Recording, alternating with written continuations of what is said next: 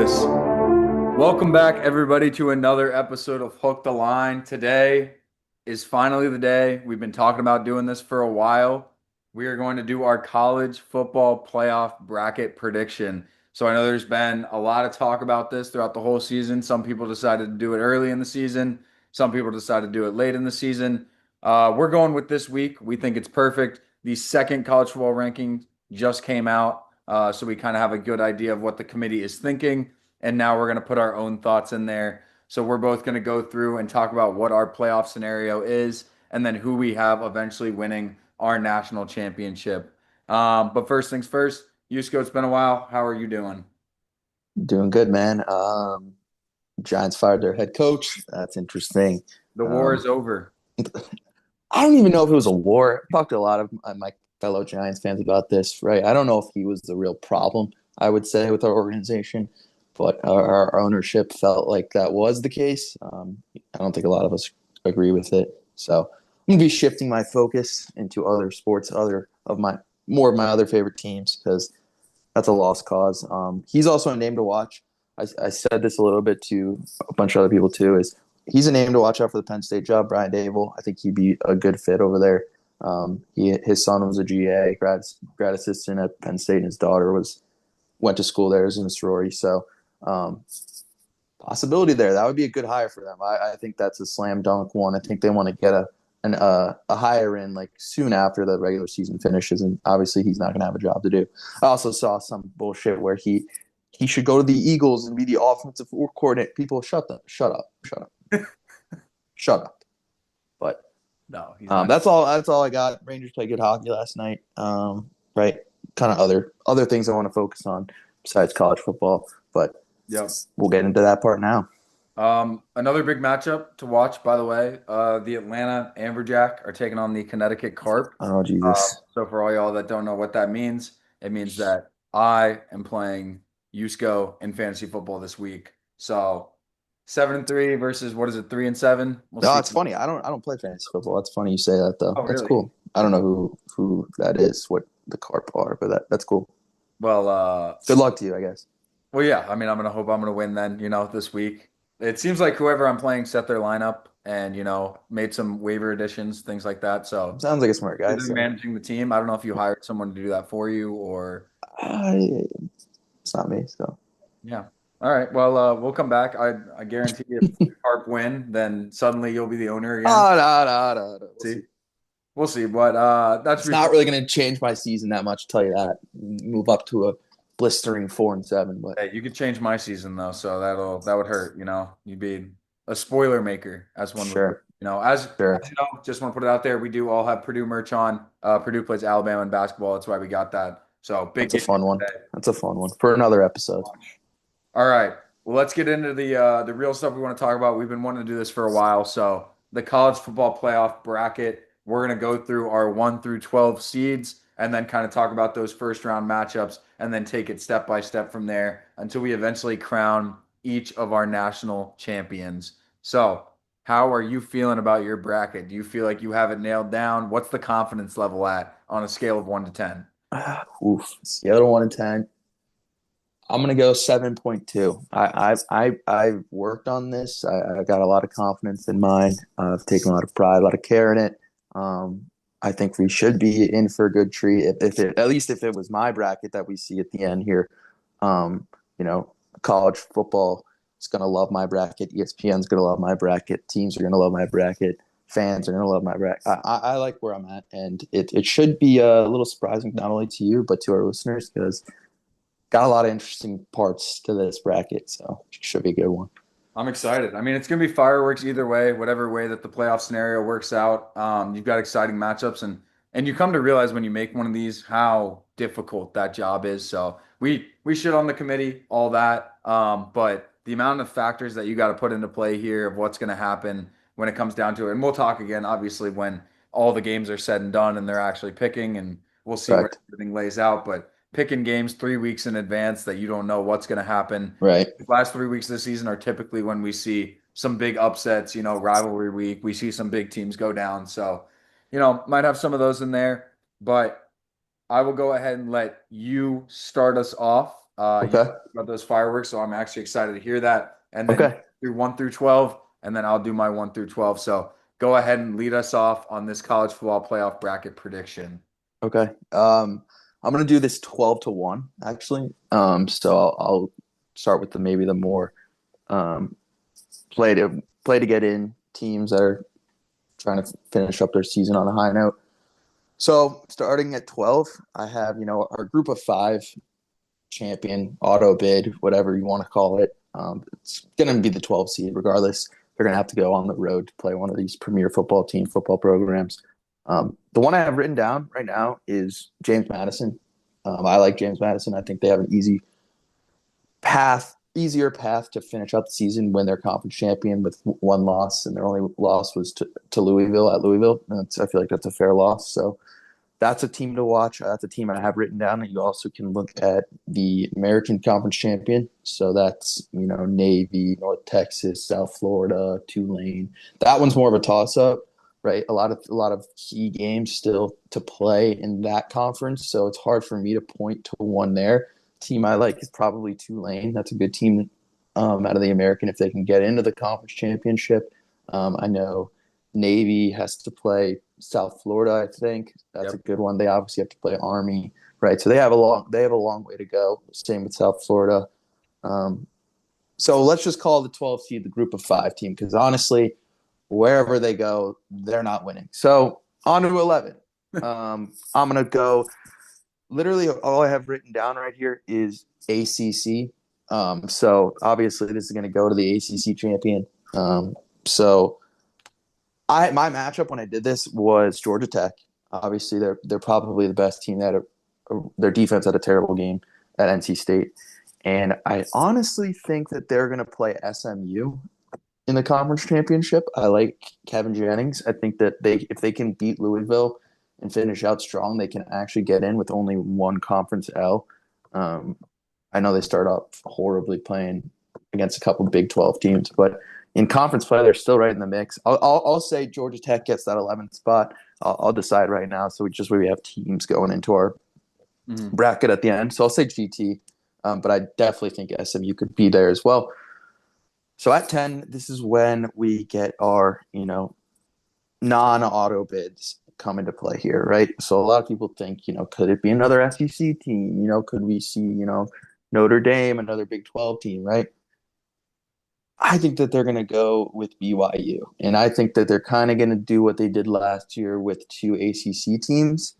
I think that they give BYU the nod. They've played well. Their only losses are probably going to be to Texas Tech, who is going to be in this regardless.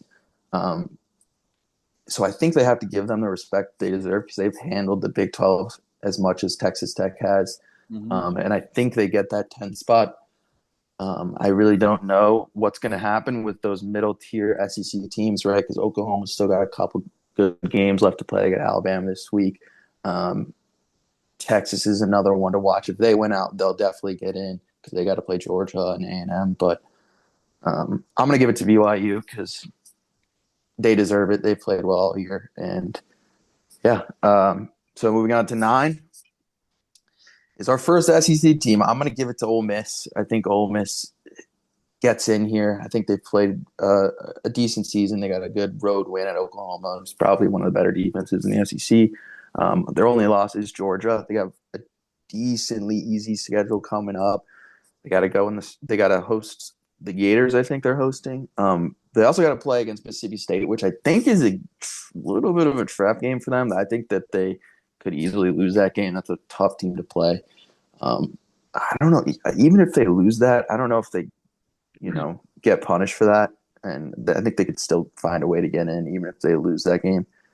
So I'm going to put them in there, but they're still going to have to go on the road in that first round. And then this is where we bring in the hosts of that first round of the game, with number 8 being Notre Dame. Okay. And that's a 2-loss team that's, has two pretty, like, we're fine with those losses. They lost to Miami to start the year. And then obviously Texas A&M and has played stellar football since then. I think it's good for the brand for them to host another first round game, and they'll be hosting Ole Miss, which is cool. That'll be a good first round game. Get a lot of eyes. Good for the game. And number 7 is going to be maybe a little bit of a head scratcher, but this is where I see them falling. It's Georgia, and mostly because Okay. I don't know if they win this week. I don't know if they're in a position to beat that Texas team. This is probably going to be Mhm. this is going to be one of the better defense they've played. That defense has played stellar since the Florida loss. Arch is starting to put some things together, um, and I think that's a good team that knows that if Georgia gets off to a bad first half start, bad first quarter start, just bury them. They're one of those teams that's capable of doing that. So I'll say Georgia slides to 7. Still going to get in, right? It's just a matter of where they fall. 6, let's welcome in the Big Ten. The Oregon Ducks hosting a college football first round game, and I have them hosting the ACC champ. So that should be a good one. Obviously, Oregon's done nothing but lose to probably one of the best teams in college football in IU. Had a good win against Iowa. I think Iowa is actually a pretty good football team. They demonstrated that last week. It was kind of an ugly football game, but Mhm. they've played good football throughout their season. So I think they deserve the nod of hosting a first round game. They probably will. I don't think that's a hot take, but now this is where things get interesting, right? Top 5. Yep. And this is where people are probably going to be listening to this, yourself included, and being like, dude, what is this guy talking about? But here we go. At 5, I have the Texas A&M Aggies as number 5. I Okay. think that they do win out the rest of the season, right? So they will beat Texas, hopefully, based on my prediction. But Okay. that's a tough game that could maybe sway committee opinions, right? And then they gotta go play probably Alabama in the SEC championship, which I have them losing. So that's going to drop them to 5 Okay. and bump up Texas Tech to 4. And I think that that's mainly because Texas Tech will probably be undefeated at full strength, right? Their only loss is Arizona State with their backup quarterback. Mhm. So I think the committee gives their defense a huge nod because they've deserved to be a top 4 team. They've played like it, especially on the defensive end, and they get a bye. They get the first bye, and I do think either way of 4 or 5, wherever you want to say it, I think Texas Tech and A&M will probably play in the second round, depending on whatever way the committee swings it. It's going to be a neutral site game in that second round. So, but I think that's a fun matchup, and we'll get into that a little bit later. So brings me to 3. This is also where things get weird. I'm going to go Bama. I think that the two Big Ten teams are significantly better than everybody else. Maybe biased by me.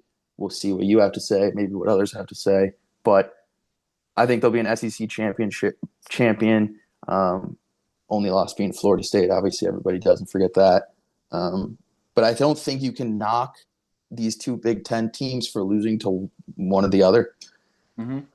And at 2, I am going to have Ohio State. Oh. Yeah. So I'm going to have Ohio State losing the Big Ten championship to Indiana. All right. Um, I don't know what this is, but I saw a few things that, a lot of things that I saw last week kind of shifted me to take this. Um, IU obviously had a crazy football game. I'm sure everybody watched that. But, Penn State, they deployed a similar style of defense to Ohio State. I think that they gave them a really tough test and kind of showed them what Ohio State will be throwing at them. Obviously, nobody's going to be replicating what Caleb Downs and Arvell Reese and all those guys bring to the field. But in terms of scheme, it's kind of similar. Jim Knowles and a little bit of Matt Patricia's style, right? So I also think IU has maybe got a little bit more tested than Ohio State, right? They played Oregon on the road, they played Iowa on the road, they played Penn State on the road, right?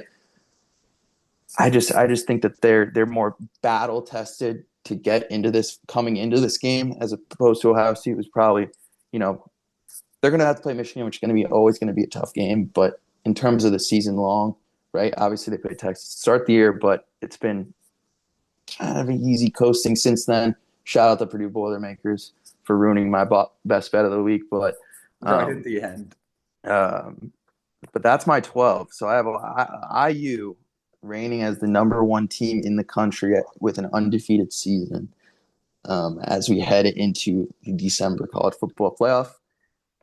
And it should be a good one. We'll go through the next matchups after we hear your 12. Yeah, I've just been writing down yours, so I'll have your bracket kind of next to mine. Okay. So just to make sure I got this right, I got Ole Miss at Notre Dame, BYU at Georgia, Georgia Tech at Oregon, and J Mm-hmm. at A&M, Yep. and then Indiana, Ohio State, Bama, and Tech as one. Correct. Okay, Correct. got that down. Yeah, Indiana won. Wow. Just gonna go ahead and say you're not gonna see that on mine, but that is, Figured. and then Figured. yeah, that other than that, I feel like very fair. I will go ahead and say we do have some similar matchups, but we also have some different. So let's get right into this. All right, I'll start with, yeah, I'm gonna do the same thing you did. So I'll start with the 12. Once again, kind of like you said, this is group of five team. I think it has to be. Although I did see the one scenario. I don't know if you read at all about the doomsday scenario for the ACC. It's kind of funny, been going around right now. Oh, oh If Lord. Duke is able to win out and win the conference championship, they'll be an 8-4 team, and they may be Got it. ranked below both USF and James Madison. That And is funny. Miami picks up any loss, then the ACC might not get anybody in the playoff, which is really Jeez. funny. But anyways, we're not here to talk about that. That's a really big hypothetical. Probably won't happen. I've got USF strictly because I think their wins are probably better than James Madison's. I think they're going to be very close. They're already very close. They're 24 and 25 in the rankings right now. But the committee already did rank USF way above James Madison. They don't have James Madison ranked. So I think they put a lot of stock in like that Florida win, some of those other games that they played. I think strength of schedule, stuff like that will come into play. So I have South Florida, but again, could be anybody, and they're probably going to lose first round, regardless of who it is. So I don't really care too much. At the 11 seed, I have a little bit different from you. I have Miami in here, and this is where it gets weird because I have Miami as an at-large bid, not as a conference champion. I just think where Miami's positioned and the people that are in front of Miami. Miami is currently 15 with, I think it is Utah, Vanderbilt, Oklahoma, and Texas in front of them. All of those teams have to play difficult teams. Texas has to play Georgia this week. Oklahoma has to play Alabama this week. Vanderbilt has to play Tennessee at the end of the year. And then Utah just I think probably isn't going to make it in my opinion. So there's probably a loss somewhere in there. But I have Miami somehow sneaking in just because everyone else is losing in front of them. So I had to do this a lot, run through this a lot to find a way. I didn't want to have Miami in here, but I just the way that I worked out every game, Miami kept finding their way in at 11. Then at the 10 seed, I have the ACC champ. That is going to be Georgia Tech. My ACC championship is actually Georgia Tech and Duke. Um, I think Duke is a really easy path. I think they play Virginia this week at home, UNC, and then somebody that's not too great at the end of the year. I don't remember who it is, but I think it might be Wake Forest. All winnable games. So if Duke wins out, then they play Georgia Tech for the ACC championship, and then I have Georgia Tech winning that game, getting that 10 seed. And then for the 9 seed, so yeah, I did 12 1. So this is the last team going on the road. I'm gonna have Notre Dame. So this is going to be a little bit flip-flop from you. I think Notre Dame stays. I think they've kind of reached their ceiling. And now it's just going to depend on what teams right in front of them drop out. And this is partially because of who my 8 seed is. My 8 seed is Ole Miss. I don't have Ole Miss losing another game, but I also don't have Ole Miss getting any, significant wins because they're not playing anybody too significant. So I think Ole Miss is one of those teams that's kind of, in my opinion, locked into the playoffs. You can't drop them too much for not playing too many opponents, but there are going to be a couple teams that jump them that play some ranked teams at the end. So I have Ole Miss getting that 8 seed. So flip flop of you, I have Notre Dame going on the road to play Ole Miss in the Grove, which would be kind of fun. I think that would be a really fun matchup for that, especially because I think Notre Dame's the better team there, but then they're playing at Ole Miss. Then we'll move on to seven. Seven, I'm going to put some respect on the Big Ten here. I'm going to go Oregon. So one spot below where you have Oregon. I have Oregon being, yeah, I have three Big Ten teams in here. So let me go look at Oregon because I kind of forgot why I put them in here. Anyways, they're at seven. Let me see where they are at if I go to do standings, and I just want to see the rest of their schedule really, They have really. USC, I know. Okay, yes. So that's why, yeah, I currently Oregon is sitting at eight, and I think they're even at like nine in the playoff committee, something like that. And I have them beating USC, so I have them jumping up two spots to jump Ole Miss, and that's why Ole Miss is back there at eight instead of seven, which they're currently sitting very safely. So I have Oregon just jumping Ole Miss because they get that ranked win, which is nice. But other than that, I think Oregon is also starting to cap out a little bit. They've got Minnesota and Washington, which Washington could be a really dangerous team as well at the end of the year, so we don't know. Um, so that's seven. And then for six, I have a little bit weird. I have the Texas A&M Aggies dropping all the way down to six. I have them losing to Texas at the end of the year and then not making the conference championship because I had to do some digging into how this works. But essentially, for the SEC, if Bama, Georgia, and Texas A&M are all on one loss, it's head to head, and that doesn't solve it. So then it turns into common opponents, and I have Georgia beating Texas this week, and then Texas A&M losing to Texas. So Georgia jumps them, and I have Alabama not losing any more games, and they don't play Texas, and they beat Georgia. So Alabama and Georgia are the ones playing in that conference championship game. So that's why I have Texas A&M at six. Then at five, I've got the Alabama Crimson Tide, which is going to sound a little weird because I just put Texas A&M down here, and now I've got Alabama out of the top four. I have them losing to Georgia in the conference championship game, winning out other than that. But I think in a similar mindset to what you said about Texas Tech, to where you have to put respect on them. If they win out, they have dominated that conference. They just steamrolled the best team, the other best team in the Big 12 last week. And if you're really going to count that team as a top 10 team in BYU last week, then you've got to jump them pretty high, especially if they go and win again in the conference championship. So I have Alabama at five and Texas Tech at four, just jumping Alabama there. So the first bye is going to go to Texas Tech. Then at three, I have Georgia Bulldogs. Evidently, from what I've said, that makes sense. Beating Texas, winning the conference championship. I have them getting as high as three. And then at two, we get the start of the Big Ten teams, Big Ten championship. I'm going to go Ohio State. So opposite of you, Indiana is going to go number two, and Ohio State is going to go number one. So just to recap my matchups, my 9-8 is Notre Dame at Ole Miss. My 12-5 is USF at Alabama.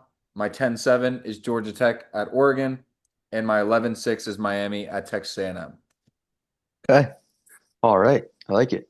I mean, yeah, definitely differing, but similar mindsets as to where teams, the number of teams from, you know, SEC, Big Ten, and um, others kind of fall in the total 12, right? So you had two.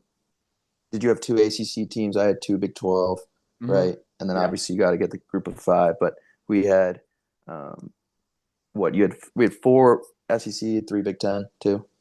Four SE, one, two, three, four. Yeah. Yeah. Yeah, Four SEC, as well. Wait, little similar, a little different in terms of like numbers and all that. But one, two, three, four. Oh yeah, yeah. No, you're right. Yeah, four.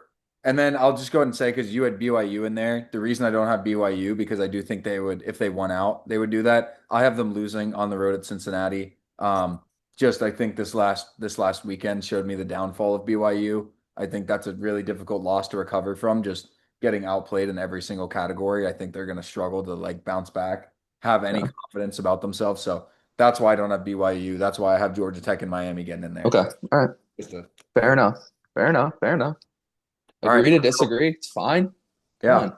No, I mean, that's what we want. That's what we're here for. We're here to have conversations. We're here to talk about it and ultimately come up with a national champion. So let's go Let's ahead and do do it. the first round matchups. Go ahead and start with me. Got it. Yours right here next to me. So you go ahead and start I'll whenever. go ahead. So I'll go 9-8 first because we actually have the same one but different hosts. So I have Notre Dame hosting Ole Miss, but I think we can both agree that Notre Dame's probably the better team here. And obviously, we've harped on it before. The run game and offensive line continue to get better. They do actually have a tougher game coming up. They have to play Pitt, which is an interesting one. If we want to tally that down and come back to it, but that's a tough one, right? So I think that they get that win, that puts them as the host. And I think if we want to think like this, I think college football and the committee would want to see Notre Dame host after a good turnout from last year. That's just me thinking, but anything can happen. But I'm going to say that they advance, and they're actually going to end up rematching against Indiana in that first round matchup, which I think is a fun one. But let me hear what you think about that game. So you'd have Notre Dame playing Indiana. That's what it'd be. Correct. Okay. Yeah, I like that. I kind of like your reasoning there too, because like when I look at mine, I have Ole Miss hosting, I have Georgia hosting, and A&M hosting. And being real, whether it's logic or not, the committee might not want all SEC teams pretty much hosting the first round. Oregon's obviously in there hosting, but they probably want a little bit of variation. So I see what you're saying. They might do that. Also, shout out the boys, boots on the ground for the Pitt Notre Dame game this weekend. Huge. We're going to get live content. College game day over there as well. So, they're gonna be It's a big game over there. oh yeah, it's gonna be huge down there in Pitt. So just shout out them real quick. But yeah, that Ole Miss Notre Dame game, I totally agree with you. Notre Dame is the better team. I think they're more proven. I think those two losses at the beginning of the year actually do them a favor. Just like kickstart their season. I don't see them getting any other losses because they went through those two losses early. And Ole Miss, like Chambliss, he's growing on me. Do you like Champs? On Yeah. him for a while. I just don't think that's the guy to beat a Notre Dame team who's extremely fundamentally sound. So, Yeah, I think it'll be tough for them because Notre Dame's a really good trenches team. So like in a game on the road like that, or even if they're hosting, if they get into third and long, it's gonna be tough to beat a Notre Dame D line that's gonna be so committed to rushing the passers, throwing fronts, throwing blitzes at you, and a team and a coaching staff that was only here a year ago, right? Ole Miss hasn't really seen this 12 team playoff yet, hasn't played in maybe that intense of an atmosphere, intense of a football game yet. So I'll just give them the nod. But that'll be a good game for sure. yeah, no, I agree. I like that as an 8-9 matchup. So, I like that. All right, let's see. All right, I'll move into 12-5 for my bracket, which is JMU and A&M. Up Um, over. because I think we can just talk about this for 2 seconds and then move on to the next one because I mean that's a slaughter fest. I don't think it's really close, to be honest with you. I think Marcel Reed and co come out a little bit pissed off, as you would say, and kind of just show J&M the ropes and how there's certainly some levels to this whole college football thing.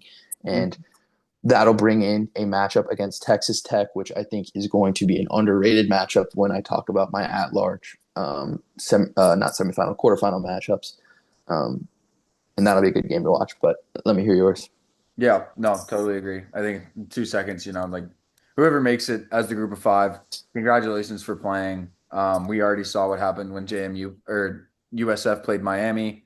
Any team other than that is probably going to have a similar result, especially on the road in a playoff environment. And they're going to be playing, whoever they play, by the way, is going to be the team that got snubbed from a bye. So, like you said, come out pissed off, whether that's A&M, whether that's Alabama for me, it's just not going to go well.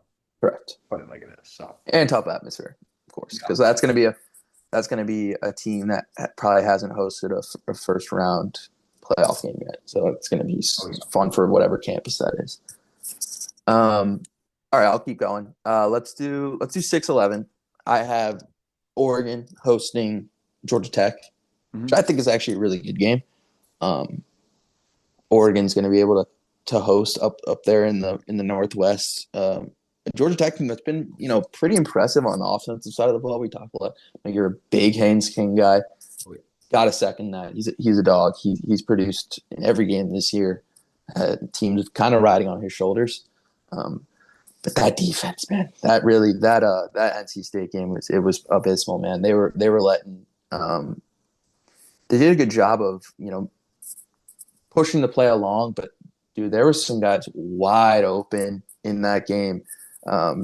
Later in the plays, after the plays were broken down, that could be just like a focus thing, but then again, they do have to play the Oregon Ducks, who I've said this before. I think the Big Ten is these three Big Ten teams are pretty legit. And I just think that's a tough road environment.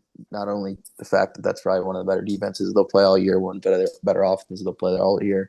So all things considered, I think that's a win for the Ducks. We'll see what the spread is. We'll see what how that game shapes up. But I think Oregon will be playing in the quarterfinal. Yeah, no, I kind of agree with that. I think it might be similar to when we saw Ohio State and Tennessee play in the first round a couple years ago, where very hyped up matchup. Fans are probably going to travel. Georgia Tech getting into a playoff spot is going to be amazing for their culture. Their fan base is going to show up. But at the end of the day, the playoffs, who wins in the playoffs, a lot of times comes down to athletes and just the players you have on the field and the talent you have on the field. And while Haynes King may be just as good as any player on Oregon, the rest of that team is not as good as any player on Oregon. So Right. I And agree that, there. and that sets up a matchup in my bracket, at least, at Oregon playing Alabama, which Yes, is please. sick. I Give me think 20. everybody loves that. I think ESPN will love that, and we'll get to cover that game. But moving on, 7:10. Mine is Georgia hosting BYU. Unfortunately for BYU, that is not a draw you want to get, especially given that team's record at home, all the things that come with that. I think that's a nice win for Georgia to get things going in the playoff. I just think that Gunner's been playing well. They're deploying Oscar Delp and Lawson Lucky pretty well now. I don't think BYU they're a good team, right? I think that Texas Tech is kind of a lot better than them, and I think that's why the Big Ten gets a lot of credit that it does, because Texas Tech is playing so well. So you have to give the nod to BYU, because then you're validating the strength of the conference, if that makes sense. Yeah. But I don't see them really winning this game. Tough road game, but I say Georgia gets through, and that would bring me to an Ohio State Georgia matchup, which is also insane. So I'll go through my second round matchups in a second, but let's hear your 7-10 Yeah, prediction. so for that game, yeah, I think you're pretty right about that. The Storm and Mormons will not be storming into Athens. They will be walking out sadly. One could say soaking in their own pity Correct. after that Correct. game, you know. Correct.